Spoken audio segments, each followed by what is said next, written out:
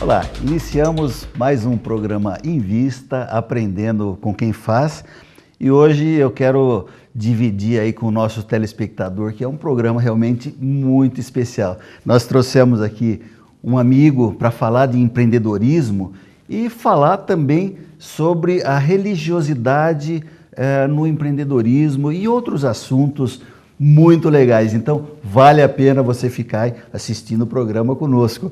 Eu trouxe aqui aos estúdios da TV Osasco o Dr. Newton Sérgio Zebrack, que é pediatra e é dirigente também da Casa Obreiros do Amor e Misericórdia, que faz um trabalho assistencial muito legal. E nós vamos parar com a apresentação aqui para dar mais tempo para o Dr. Newton falar. Então, Dr. Newton, seja muito bem-vindo aos estúdios da TV Osasco. Agradeço muito o convite, estou muito feliz de estar aqui, sou amigo da família e, bom, vamos conversar. Legal. Dr. Newton, é interessante, nós tentamos no nosso programa criar um ambiente sempre de otimismo nas coisas que nós fazemos. A TV brasileira, ela já tem tanta violência, já tem tanta promiscuidade, tem tanta exposição banal do corpo, né? Haja vista um programa novo que começou aí na Líder de Audiência, que é uma vergonha na televisão brasileira, mas enfim, nós procuramos aqui transmitir coisas positivas. E às vezes as pessoas que aqui vêm, e é quase que uma característica, passam por muitas dificuldades para iniciar qualquer tipo de trabalho. Contigo foi diferente? Como é que foi? Em primeiro lugar, de onde você vem e qual a sua formação completa? Bom, me formei em 1976, depois eu fiz residência médica em pediatria e trabalho até hoje como pediatra e sempre trabalhei ligado à saúde pública. Sim. Sempre me encantou o trabalho com favelas. Até hoje já poderia estar aposentado, ainda trabalho em unidade básica de saúde da Prefeitura Municipal de São Paulo e não falto, gosto do que faço e eu acho que é através desse trabalho como médico que eu cheguei aonde chegamos na Obreiros do Amor e Misericórdia. Okay. A Obreiros do Amor e Misericórdia é uma casa espírita, de princípios espíritas, onde nós pensamos e tentamos exercer a interreligiosidade como um sustentáculo da casa, mas basicamente a gente trabalha com energia e é uma casa de cura. Nós costumamos dizer lá que é uma casa de cura do corpo, da alma, da mente, baseado tudo isso nos exemplos que Jesus nos deixou. Sempre pensando em ter Jesus como um norte, como um grande GPS.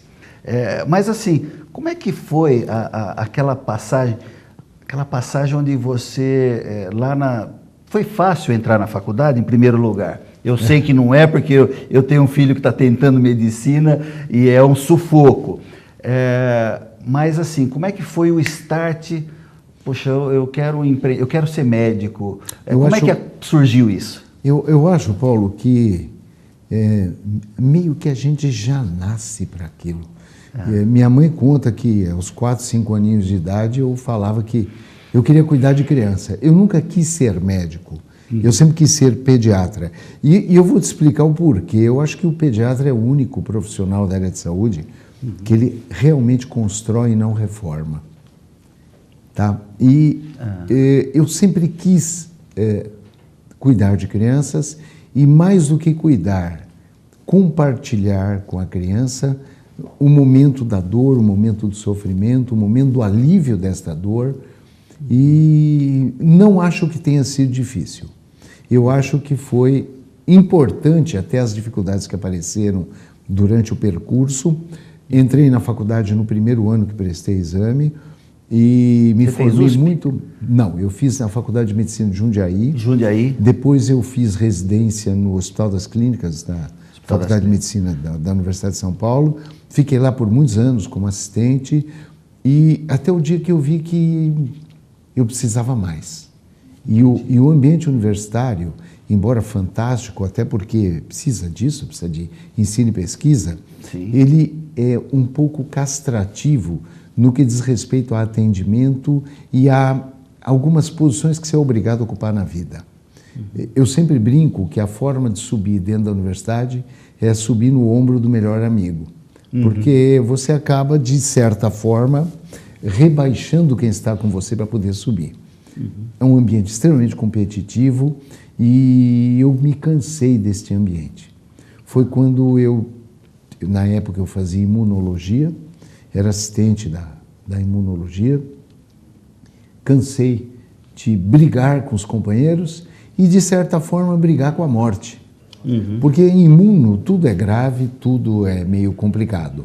Eu resolvi facilitar a vida e aí me encaminhei para a área de saúde pública, onde hoje me encanta muito proporcionar à criança que mora numa favela o mesmo tipo de atendimento que eu dou no meu consultório.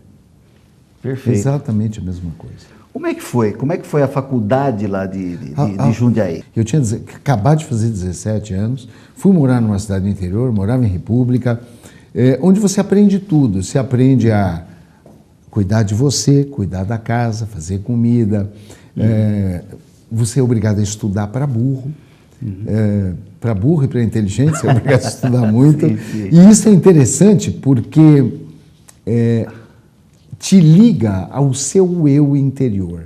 Você passa a conviver muito com você. Porque na idade de ir para balada, na época não era balada, mas seria hoje balada, viajar com os amigos, acampar, pegar praia, piscina, namorar, eu estava estudando.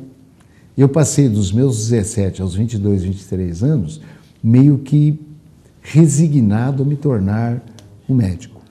Legal. Meio conformado e feliz por me tornar médico. Não tinha médico na minha família, tinha um primo só do meu pai que era médico. Meus pais não gostariam que eu tivesse sido médico, mas graças a Deus faria tudo de novo e faria pediatria de novo. Muito bom. Me encanta uma bochecha. Legal. Pediatra viciado em bochechas. Bem, você está assistindo ao programa Em Vista, Aprendendo com Quem Faz, e trazendo hoje aqui aos nossos estúdios o Dr. Newton Sérgio Zebrack. Nós vamos fazer um pequeno intervalo e vamos voltar já já falando do trabalho intenso e maravilhoso que o Dr. Newton exerce. Não saia daí, já já nós voltamos.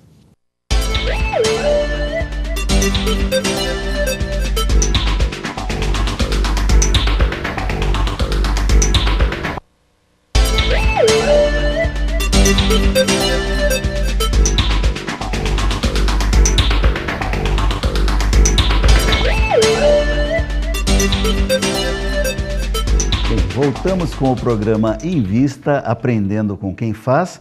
Eu aproveito o momento para agradecer aí as co-irmãs que retransmitem o nosso programa.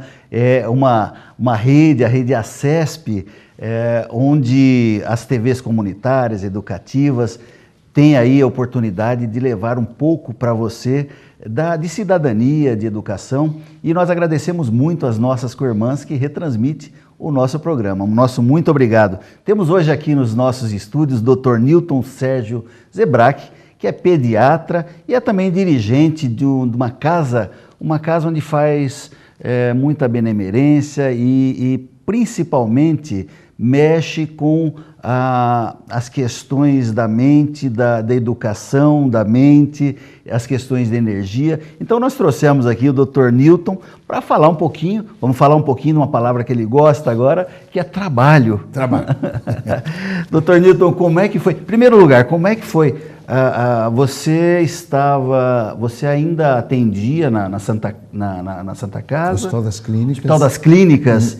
E nas unidades básicas de saúde de São Paulo. Porém, teve que diminuir muito essa atividade em função da Obreiros, né? Muito. Conta um pouquinho dessa transição, por favor.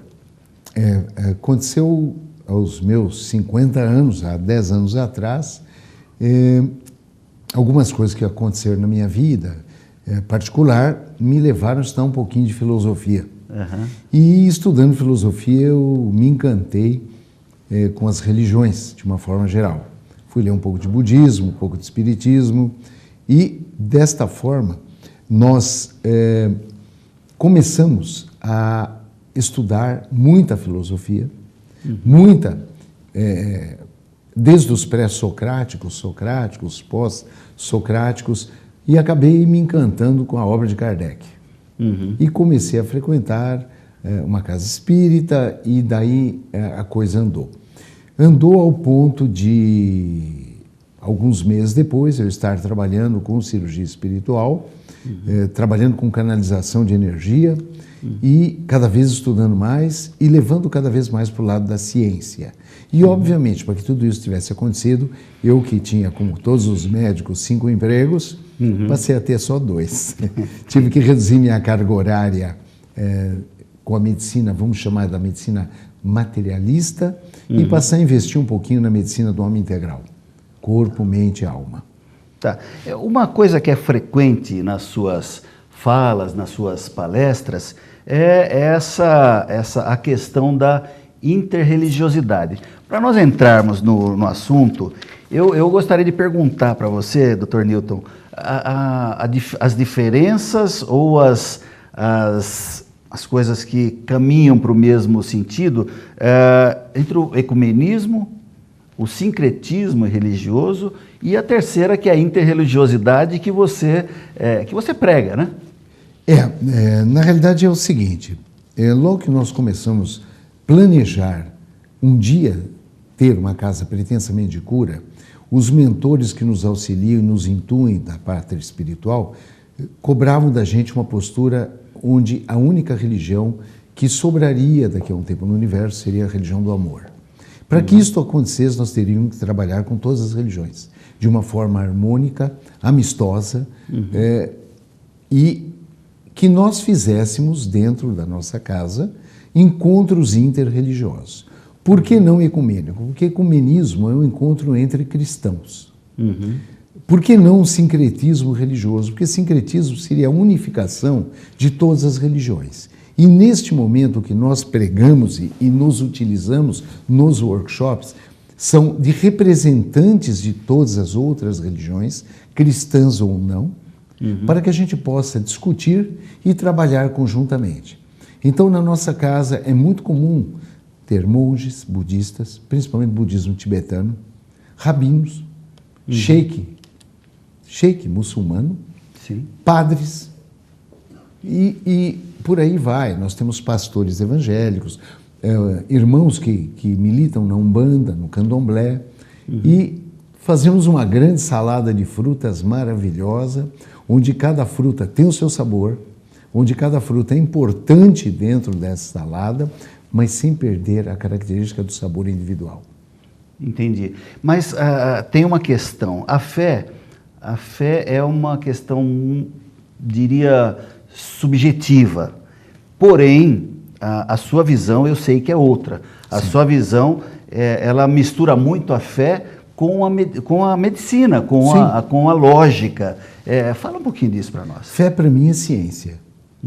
Fé para mim é ciência, não é religião. Não é religião.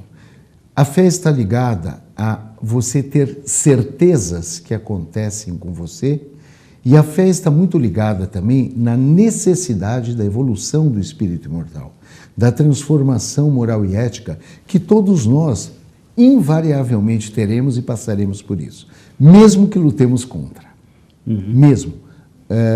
A evolução, ela é dada, ela acontecerá independente da nossa vontade.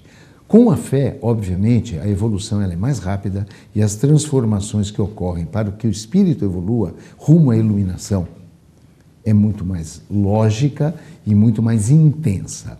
Nós temos lá no Obreiros trabalhado muito a coisa da individualidade na obra. A obra é de cada um.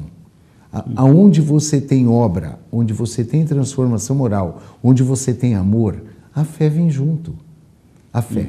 Agora, muito mais importante do que a fé que você deposita nos seus grandes mentores ou nas pessoas que conduzem a sua religião, a religião que você professa, muito mais importante do que essa fé, é a fé que esses mentores e de que esses grandes líderes religiosos investem e colocam sobre você.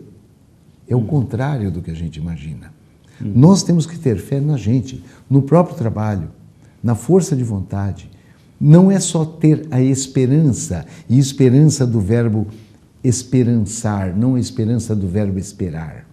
Nós temos sim que ter esperança, mas nós temos que ter certeza de que podemos. Certeza de que a obra depende da gente. O trabalho é individual, não é coletivo. Se cada um fizer o seu trabalho individual, aí sim nasce o trabalho coletivo. Sabe? Você não ilumina uma árvore de Natal com luzes em sequência, ligadas em série, se todas as luzinhas não estiverem acesas, se todas não estiverem funcionando. É importante que o trabalho seja feito individualmente, para que a obra cresça.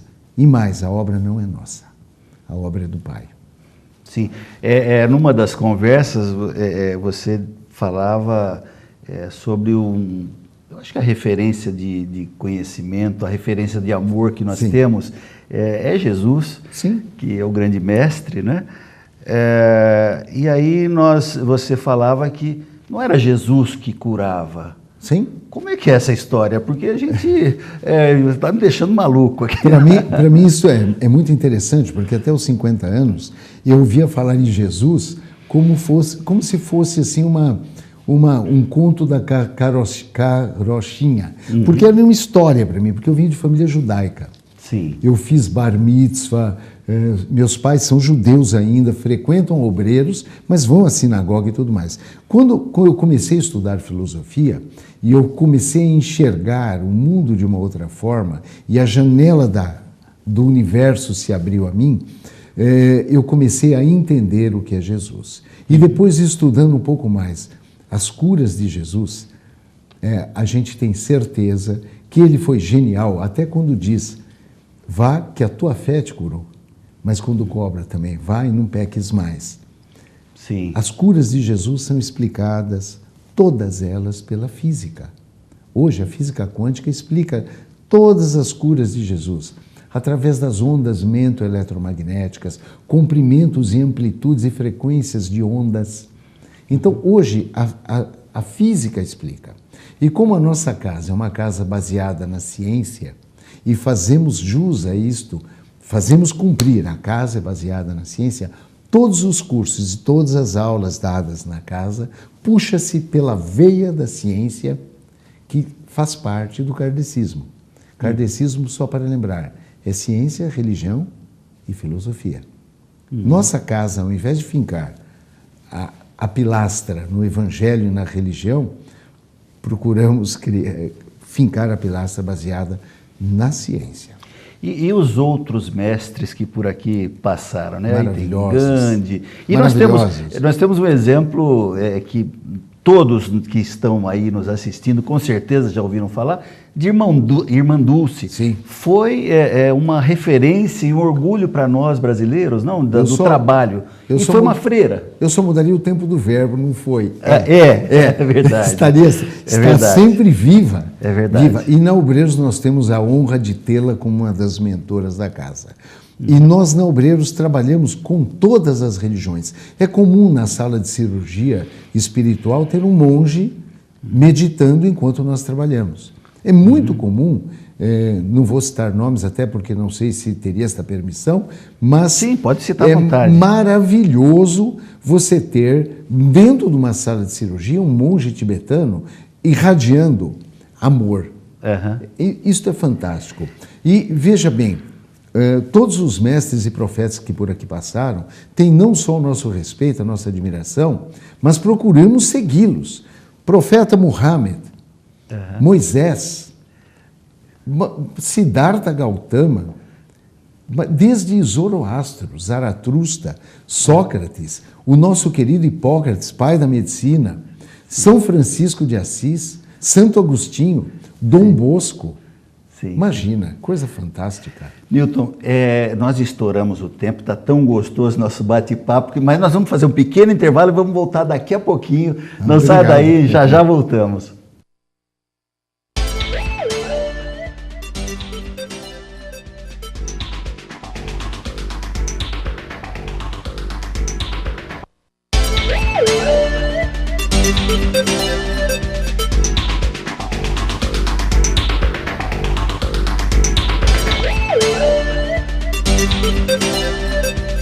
Voltamos com o programa Em Vista, Aprendendo com Quem Faz, falando com o Dr. Newton Sérgio Zebrack, pediatra e dirigente da Casa Obreiros do Amor e Misericórdia.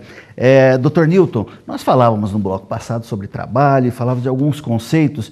Eu queria perguntar ainda, falamos da fé, que a fé é baseada na ciência, não é? A física quântica explica um monte de coisas.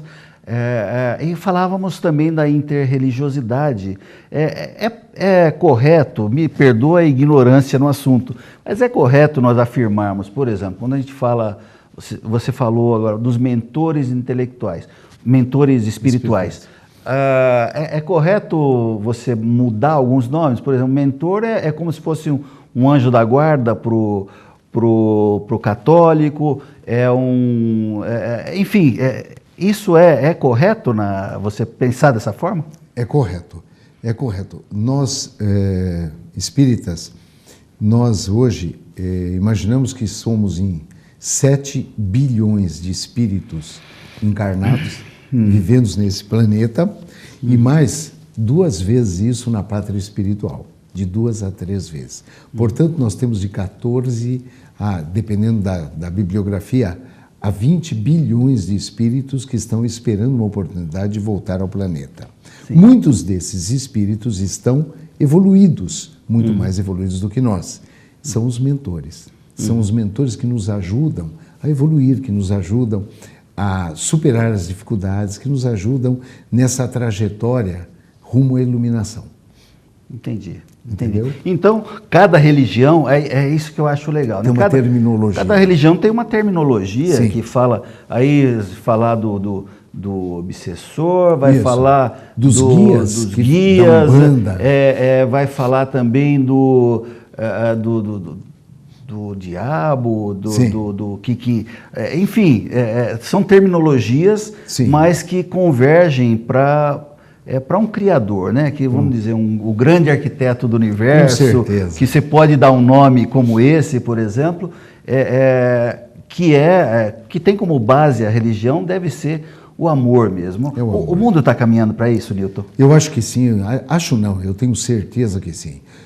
Pelos estudos, imagina-se que hoje o nosso universo tenha 14 bilhões de anos. O planeta Terra tenha sido formado há 4 bilhões de anos atrás, de 4 a 4 bilhões e meio. Não sabemos quando. Será que daqui a 4 bilhões vamos aprender a amar como Jesus amou? A viver como Jesus viveu? Será? Eu acho que não. Acho que será bem mais precoce este encontro do homem com a sua consciência, com a sua moral, com a sua ética, com a integridade do seu eu, com a essência do verdadeiro eu, para que a gente possa um dia conviver como irmãos, podermos ter a honra de fazer a oração do Pai Nosso. Porque enxergo e entendo que hoje não temos ainda moral suficiente para falar Pai Nosso, pois não tratamos os nossos irmãos como verdadeiros irmãos. Por isso que na Obreiros damos um ênfase muito grande ao trabalho assistencial, ao trabalho com os moradores de rua de 5 municípios. Hoje temos parceria com 7 asilos. Enfim, temos um trabalho muito grande por uma casa que tem apenas 4 aninhos de vida.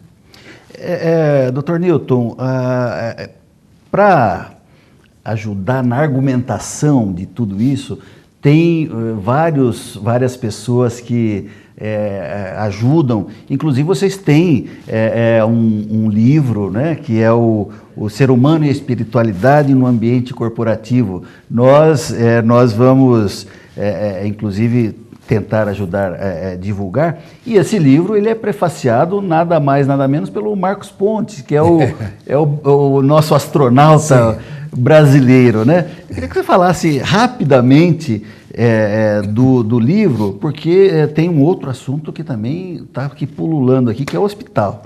Mas sim, o livro nós vamos falar numa outra oportunidade também. Sim, esse livro nasceu de uma ideia que nós tivemos lá no Obreiros, do número de empresas que não respeita os problemas do ser humano. E, por outro lado, também do ser humano, que muitas vezes não respeita a visão, a missão e os valores da empresa. E começamos a conversar, dentro do princípio da interreligiosidade, com alguns líderes religiosos exatamente sobre esse assunto.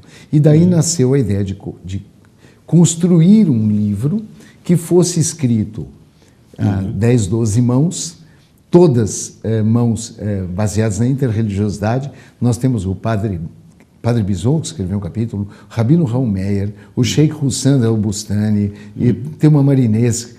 Temos vários Zé religiosos, Aparecido. O Zé Aparecido, que é cristão. E, bom, enfim, nasceu um livro que fala realmente sobre o ser humano e a espiritualidade no ambiente corporativo, como deveria ser e como será num futuro próximo. Newton, para encerrar, nós estamos chegando já no finalzinho do nosso programa. Eu queria que você falasse, infelizmente ficou muito pouco tempo, já fica, agora não mais convite, depois que vem uma vez, vira convocação.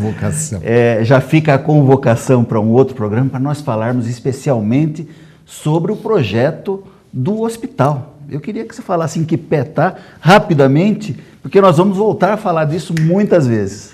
O hospital é o grande sonho da Obreiros de Amor e Misericórdia. Um hospital que atendesse às necessidades da população do entorno onde nós estamos hoje, que é na cidade de Embu das Artes. É um hospital que já existe na espiritualidade, construído e funcionando, e nós tentamos materializar em frente à nossa sede hoje. Em Embu, é uma construção que está lá, está à venda. Nós não dispomos de capital para tornar esse sonho realidade, mas estamos trabalhando para isso. Seria um hospital de 176 leitos, um hospital geral onde funcionaria desde maternidade, cirurgia, terapia intensiva. Seria um hospital de ponta mesmo, com aparelhos de ressonância nuclear magnética, PET scan, tomógrafos, e estamos com ele todinho no papel planejado. Sabemos o custo financeiro, temos ideia de tudo e já entregamos o atual ministro da Saúde, ao ministro Padilha, Alexandre Padilha, uma cópia do nosso projeto e estamos aguardando, juntamente com a cooperação, e entendemos que temos que trabalhar com o poder constituído, então sim, temos esperado também e conversado muito com o nosso prefeito, o prefeito do município de Embu das Artes, o senhor Chico Brito,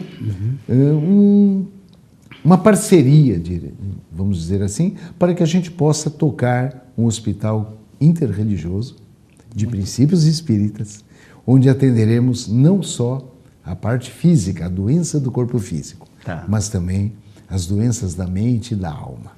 Muito bem. Dr. Newton, muito obrigado pela sua presença. Fica aí nos instantes finais para a sua despedida. Puxa vida, não tem como agradecer. Muitíssimo obrigado pela oportunidade. Não tenho palavras realmente para agradecer esse carinho todo, esse amor todo, e espero poder voltar aqui outras vezes para anunciar a inauguração do hospital e o lançamento de mais 4 livros ainda em 2014. Esse é o primeiro de uma série. Muito bem. Promessa, nós vamos cobrar, viu, doutor? Pode cobrar, porque voltaremos. Legal. Muito obrigado. Bom, como sempre o fazemos, agradecemos em primeiro lugar a Deus que nos permite estar aqui falando com você. E a você, telespectador, que assiste o programa Em Vista, valoriza, nosso muito obrigado. Fiquem com Deus.